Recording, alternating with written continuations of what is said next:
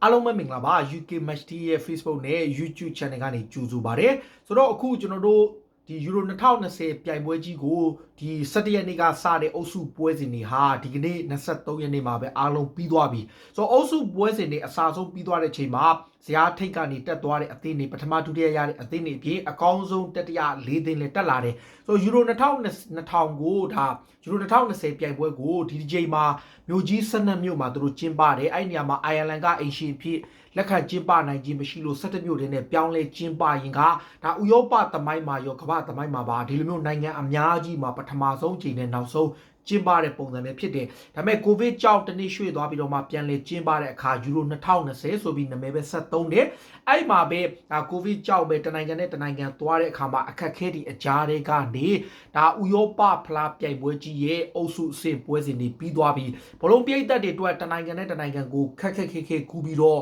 ့ကိုယ့်ရဲ့အသင်းတွေကို slide ပြီးအားပေးနေကြတဲ့အထက်မှာပြည်သက်တွေစုံလင်စွာနဲ့ပဲပွဲတော်တော်များများလေးကြီးကောင်းခဲ့တယ်အရင်ကပြည်သက်မပါပဲကြီးရတာနဲ့ပြည်သက်ပါပြီးကြီးရတာအများကြီးကွာခြားခဲ့တယ်အထူးသဖြင့်ဟန်ဂေရီနိုင်ငံဘူဒါပက်စ်က Puskas Arena ဆိုရင်ပြည်သက်ကွင်းလုံးပြည့်လာရောက်အားပေးခဲ့တဲ့အတွက်ကြောင့်တော်တော်လေးကိုကြီးကောင်းခဲ့တဲ့ပွဲတွေပါတယ်ဆိုတော့အခုဒါကျွန်တော်တို့ဒီအုပ်စုနောက်ဆုံးပွဲစဉ်တွေမှာစပိန်ကစလိုဗက်ကီးယားကို9ဂိုးပြတ်နဲ့နိုင်ပြီးတော့ဆွီဒင်ကပိုလန်ကို3ဂိုး2ဂိုးနဲ့နိုင်နေတစ်ဖက်မှာလည်းပေါ်တူဂီတို့အုပ်စုဆိုရင်တကယ့်ကိုရင်မောစရာပဲတစ်ဖက်မှာပေါ်တူဂီကတက်ပြင်သစ်ကတက်အချိန်မှာဟန်ဂေရီကတက်ဂျာမနီကပြန်ဆင်းသွားလိုက်နဲ့ up and down ဖြစ်နေရကနောက်ဆုံးမှာဒါပေါ်တူဂီနဲ့ပြင်သစ်တစ်ဖက်ကဂျာမနီနဲ့ဟန်ဂေရီတို့တစ်ဖက်2ဂိုးစီနဲ့2ပွဲလုံးတီးကျသွားတယ်အဆုံးသတ်မှာတော့ဒါတပွဲနိုင်2ပွဲသေးကြထားတဲ့ပြင်သစ်ကအုပ်စုပထမရပြီးတော့ဂျာမနီက4မှတ်နဲ့အုပ်စုဒုတိယပေါ်တူဂီကလည်း4မှတ်နဲ့အုပ်စုဒုတိယ goal difference နေပြီးတော့ဒါတကယ်ကို break ဖြစ်ပြီးတော့လုံးဝမမျှော်လင့်ထားတဲ့ဟန်ဂေရီဟာဒီအုပ်စုချက်မရနာအုပ်စုထဲမှာအကောင်းဆုံးကစားနိုင်ခဲ့ပြီးတော့မှဒါပြိုင်ပွဲကထွက်သွားရတဲ့ဟန်ဂေရီကိုတကယ်ချီးကျူးရမယ်တကယ် credit ပေးရမယ်ဒါသူတို့ကစားခဲ့တဲ့ပထမပေါ်တူဂီနဲ့ပွဲမှာရောဒါနောက်ဆုံးမိနစ်တွေမှာပေးလိုက်ရတဲ့3ဂိုးပြင်သစ်နဲ့ပွဲမှာလည်းသူတို့မှာ character အပြည့်ဘောလုံးတစ်ပွဲကိုသူတို့နှလုံးသားနဲ့ကစားတယ်ဆိုတော့ဒါပဲဟန်ဂေရီကအရန် organize ဖြစ်တယ်အရန်ကောင်းတယ်ဒါကြောင့်လဲပွဲကြည့်ကောင်းခဲ့တယ်နောက်ဂျာမနီနဲ့ပွဲမှာလည်းသူတို့တော်တော်လေးကောင်းကောင်းမွန်မွန်ကစားနိုင်ခဲ့ပေမဲ့ဒါကန်ဂျမာကြောင့်သူတို့ရှုံးထွက်အဆင့်မတွက်ခဲ့ပဲထွက်ခဲ့ရတယ်ဆိုတော့ဒါအုပ်စုပွဲစဉ်တွေအပီရှုံးထွက်အဆင့်တက်ခွင့်ရတဲ့အထက်မှာလက်ရှိနေထားရအုပ်စု A မှာအီတလီကအုပ်စုပထမတစ်ဖက်ကတော့ဒါအုပ်စုဒုတိယအဖြစ် Wales ကဒုတိယရသွားတယ်ပြီးတော့မှဒီအုပ်စု B မှာတော့နယ်သာလန်ကအုပ်စုပထမအော်စတြီးယားကအုပ်စုဒုတိယပြီးတော့မှဒီအုပ်စု B တောင်ဖြစ်တယ်အုပ်စုပြီးတော့မှဒီဘယ်လ်ဂျီယံကအုပ်စုပထမနဲ့ဒါသူ့အုပ်စုမှာတော့ဒါဘယ်လ်ဂျီယံကဒန်မတ်ကအုပ်စုတတိယရတယ်နောက်အင်္ဂလန်ကအင်္ဂလန်အုပ်စုမှာပထမရပြီးတော့ခရိုအေးရှားကဒုတိယနဲ့နောက်ဆုံးစပိန်အုပ်စုမှာစပိန်ကဒုတိယဆွီဒင်ကပထမဒါပြင်သစ်ကအုပ်စုပထမနဲ့ဂျာမနီကအုပ်စုဒုတိယရတယ်ဆိုတော့အကောင်းဆုံးတတိယနေရာတွေကိုကျွန်တော်တို့ကြည့်တဲ့အခါမှာအုပ်စု6အုပ်စုမှာအကောင်းဆုံးတတိယနေရာ4သင်းနဲ့6သင်းတွေက4သင်းကိုရွေးတဲ့အခါမှာ goal difference နံပါတ်1နေနဲ့ twin goal ရဲ့ goal difference ကိုသူတို့ကြည့်တယ် goal difference တူနေတဲ့အခါမှာ twin goal ပိုများတာကိုကြည့်တယ်ပိုများတာပြီးတော့မှပေး goal ဆိုပြီးတော့သူတို့အစင်လိုက်ကြည့်တဲ့အခါမှာကျွန်တော်တို့ဒါဒီရှုံးထွက်အဆင့်ကိုတက်ရောက်ခွင့်ရတဲ့6သင်းတွေက4သင်းထွက်ပေါ်လာခဲ့တယ်အဲ့ဒါကတော့ဒါသူတို့တက်လာခဲ့တဲ့အသင်းတွေကိုကြည့်တဲ့အခါမှာလက်ရှိနေထားရရှုံးထွက်အဆင့်ကိုတက်ရောက်ခွင့်ရတဲ့ထဲကနေနောက်ဆင့်တက်ခွင့်ရတဲ့အထဲမှာပေါ်တူဂီပါတယ်ဆွစ်ဇာလန်ပါတယ်ယူကရိန်းပါတယ်ပြီးတော့မှဒါနောက်ဆုံး Czech Republic ဆိုပြီးတော့၄သင်းတက်လာခဲ့တဲ့အဲ့ထဲမှာပေါ်တူဂီကဒီတက်ရတဲ့အသင်းတွေထဲမှာသူကရမတ်အကောင်းဆုံးဖြစ်လို့ပေါ်တူဂီကိုအပေါ်ဆုံးဖြစ်ဒါဦးစားပေးနံပါတ်1ဖြစ်သတ်မှတ်ခံရတယ်ပြီးတော့မှပဲဒါ Czech Republic က4မှတ်နဲ့ပဲဒုတိယဒါဆွစ်ဇာလန်က4မှတ်နဲ့တတိယနဲ့ယူကရိန်းက3မှတ်ထင်တယ်သူတို့နောက်ဆင်တက်တယ်ဆိုတော့နောက်ဆင်တက်လာတဲ့အခါမှာမဲနိုင်စရာမလိုပဲနဲ့တချို့ပွဲတွေကခွဲထားပြီးသားဖြစ်တယ်ဒါပေမဲ့ဘယ်လ်ဂျီယံတို့အုပ်စုကဘယ်လ်ဂျီယံရဲ့နယ်သာလန်တို့ကအကောင်းဆုံးတတိယရတဲ့အသင်းတွေနဲ့တွေ့ရမယ်ဆိုတဲ့အတွက်ကြောင့်တချို့ပွဲစဉ်တွေကိုသူတို့စောင့်နေရတယ်ဆိုတော့အခုအုပ်စုပွဲစဉ်တွေပြီးရှုံးထွက်အဆင့်ပွဲစဉ်တွေကိုကြည့်တဲ့အခါမှာကျွန်တော်တို့ပထမရှုံးထွက်အဆင့်ပွဲမှာ Wales ကဒန်မတ်နဲ့ခံရမယ်ဒီပွဲကိုတော့အမ်စတာဒမ်နိုင်ငံ Johan Cruyff Arena မှာဒ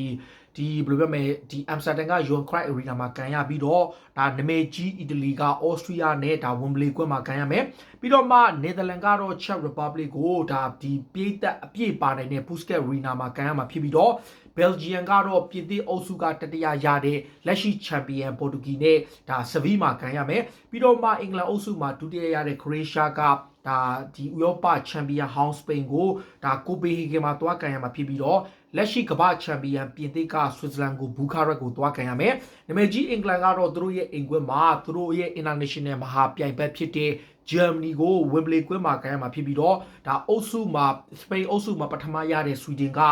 တတိယအကောင်းဆုံး၄သင်းထဲမှာနောက်ဆုံးဖြစ်တဲ့ယူကရိန်းကိုဆွီဒင်ကဒါဂလက်စကိုကဟမ်တန်ဘတ်မှာကန်ရမယ်ဆိုတော့လက်ရှိအနေထားအရနောက်တစ်ဆင့်ကိုတက်လာတဲ့အထက်မှာဘယ်လ်ဂျီယံနဲ့ပေါ်တူဂီတို့ရဲ့ပွဲကလည်းလူစိတ်ဝင်စားစရာကောင်းသလိုတကယ်ကိုကောင်းတဲ့ပွဲဖြစ်လို့အထူးသဖြင့်တချမ်းထဲမှာပဲအသင်းကြီးတော်တော်လေးသွားဆုံတယ်ဆိုတော့အထူးသဖြင့်အပေါ်ချမ်းကိုကြည့်ရင်ဘယ်လ်ဂျီယံနဲ့ပေါ်တူဂီသူတို့နှစ်သင်းအနိုင်ရတဲ့အသင်းကအီတလီနဲ့အော်စတြီးယားအနိုင်ရတဲ့အသင်းနှစ်သင်းနဲ့ဒါကွာတာဖိုင်နယ်အဖြစ်သူတို့ကမြူးနစ်မှာကန်ရမယ်ပြီးတာနဲ့ပြင်သစ်နဲ့ဆွစ်ဇာလန်အနိုင်ရတဲ့အသင်းကတစ်ဖက်ကခရိုအေးရှားနဲ့စပိန်နဲ့အနိုင်ရတဲ့အသင်းနဲ့သူတို့က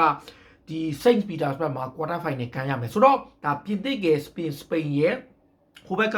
ဒီဘယ်လ်ဂျီယံနဲ့အီတလီပဲထားပေါ်တူဂီနဲ့အီတလီပဲထားဒီလေးသင်းဟာဆီမီဖိုင်နယ်မှာတွေ့မယ်တစ်ဖက်မှာတော့ဆွီဒင်နဲ့ယူကရိန်းအနိုင်ရတဲ့အသင်းကနမည်ကြီးအင်္ဂလန်နဲ့ချန်ပီယံဟောင်းဂျာမနီတို့ထိပ်တိုက်ဆုံတွေ့တဲ့အသင်းအနိုင်ရတဲ့အသင်းနဲ့တွေ့ပြီးတော့ဒါ one of the favorite ဖြစ်လာတဲ့နယ်သာလန်အသင်းကတော့ Czech Republic နဲ့ဒီစစ်မှာတွေ့ပြီးတော့သူတို့ကအနိုင်ရခဲ့ရင် Wales နဲ့ Denmark နဲ့ကန်ရတဲ့အသင်းနဲ့တွေ့မယ်အဲ့ပွဲကိုတော့ဘာကူးမှာကန်ရမယ်သူတို့ quarter final ပွဲတွေကို Munich က Saint Petersburg ရဲ့ဒီ Rome ကဘာကူးရဲ့ကန်ရပြီးတော့ semi final ပွဲစဉ်နဲ့ final ပွဲစဉ်တွေကိုအင်္ဂလန်နိုင်ငံလန်ဒန်မြို့က Wembley ကွင်းကြီးမှာကန်မယ်ဒီနေရာမှာလန်ဒန်မြို့က Wembley ကွင်းကြီးမှာရှုံးထွက်အဆင့်ပွဲစဉ်ကိုပြည်သက်4000ခွဲကြည့်ရှုခွင့်ဖို့ဒါ UEFA ကိုအင်္ဂလန်ဘလုံးဖွဲ့ချုပ် FA ကအတည်ပြုထားတယ်ဒါပေမဲ့အခု semi final ပွဲနဲ့ final ပွဲစဉ်တွေကိုပါဆက်ကြည့်ဖို့ပြည်သက်တွေကိုကန့်သက်ချက်တွေလျှော့ပေးဖို့အတွက် UEFA ကနေတောင်းဆိုခဲ့တဲ့အချိန်မှာအင်္ဂလန်ဘလုံးဖွဲ့ချုပ် FA နဲ့ရောဗြိတိန်အစိုးရကြားမှာသဘောတူညီမှုရပြီး UEFA ရဲ့တောင်းဆိုမှုအရ semi final ပွဲစဉ်2ပွဲနဲ့ final ပွဲကိုအင်္ဂလန်နိုင်ငံလန်ဒန်မြို့က Wembley ကွင်းကြီးမှာအနည်းဆုံးပြည်သက်6000ထိပါခွင့်ရမယ်။ဒါဟာဒီအမောက်ဟာ6000ဟာတော်တော်လေးများပေမဲ့လေလက်ရှိဟန်ဂေရီနိုင်ငံမှာကန်တဲ့Puskas Arena က6000 9000ကိုတော့မမီသေးဘူး။ atmosphere အစအရန်ကွာခြားမှုရှိတယ်။ဘာဖြစ်ဖြစ်ပါအခုရှုံးထွက်အဆင့်ကိုတက်လာတဲ့ထက်မှာကျွန်တော်တို့ပြည်သက်တွေအတွက်ပွဲကောင်းအနေအများကြီးတဲ့မှာဘယ်လ်ဂျီယံပေါ်တူဂီတို့ရဲ့ထိပ်တိုက်ပွဲနောက်တစ်ဖက်က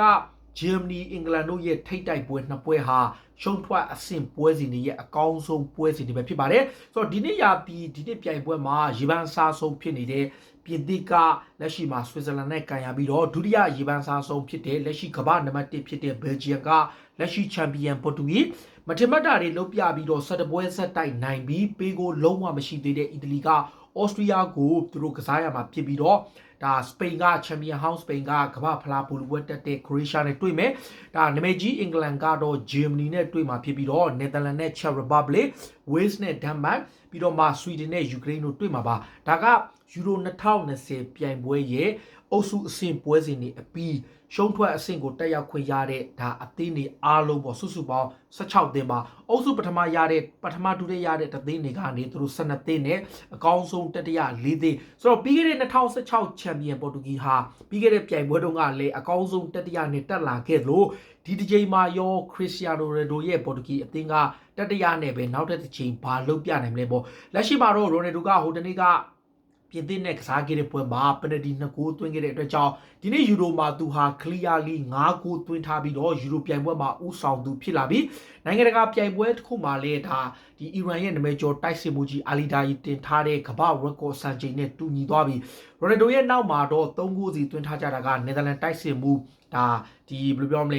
ဲဒီနယ်သာလန်ကကွင်းလေကစားမှာဂျီနီဖိုင်နယ်ဒန်ပတ်ထရီရှက်ပေါ်ချက်ကပတ်ထရီရှိနဲ့ပြီးရင်ဘယ်လ်ဂျီယံရဲ့တိုက်စစ်မှုလူကာကူအပြင်တစ်ဖက်ကအထွက်သွားပြီးဖြစ်တဲ့ပိုလန်တိုက်စစ်မှုရောဘတ်လေဝန်ဒေါ့စကီဒါဆွီဒင်ရဲ့တိုက်စစ်မှုဖော့စ်ဝက်တို့ပဲဖြစ်တယ်ဒါကတော့ယူရိုပြိုင်ပွဲအတွက်မှာခြေစွမ်းပြနေတဲ့လက်ရှိအခြေအနေနဲ့စိတ်ဝင်စားစရာအကြောင်းပေါ့ယူရိုမှာထူးထူးခြားခြားအနေနဲ့အုံဂိုးတွေအများကြီးသွင်းထားတယ်စုစုပေါင်း1 2 3 4 5 6 8အုံကို8ကိုသွင်းထားပြီးတော့ဂိုးသမားတွေကနေပဲအုံကိုသွင်းတာက White Chet Chesney နဲ့ဒါဒီကနေ့ဆိုရင် Slovakia ဂိုးသမား Dubravka ပေါ့သူတို့နှစ်ယောက်သွင်းထားတာပါဒါကယူရို2020ပြိုင်ပွဲကြီးရဲ့ရှုံးထွက်အဆင့် ပွဲစဉ်တွေရဲ့ထွက်ပေါ်လာမှုရှုံးထွက်အဆင့်မှာဘယ်နိုင်ငံကအသင်းတွေဘယ်နိုင်ငံမှာသွားကန်ရမလဲဘလို့အခြေအနေနဲ့နောက်ဆုံးအကြောင်းအရာတွေကိုတင်ဆက်ပေးတာပါပရိသတ်တွေအနေနဲ့ရောယူရိုရဲ့အခြေအနေရှုံးထွက်မှာဘယ်အသင်းကအလားအလာအကောင်းဆုံးနဲ့ဘယ်ချမ်းကတော့ဖြင့်ဘယ်လောက်ထိအောင်မြင်လာနေဆိုတာကိုကိုယ့်ရဲ့အမြင်လေးတွေကိုကွန်မန့်မှာဝင်ရောက်မှတ်ချက်ပေးကြပါလို့ပြောနေအားလုံးကိုကျေးဇူးတင်ပါတယ်ရေတော်ဘုံ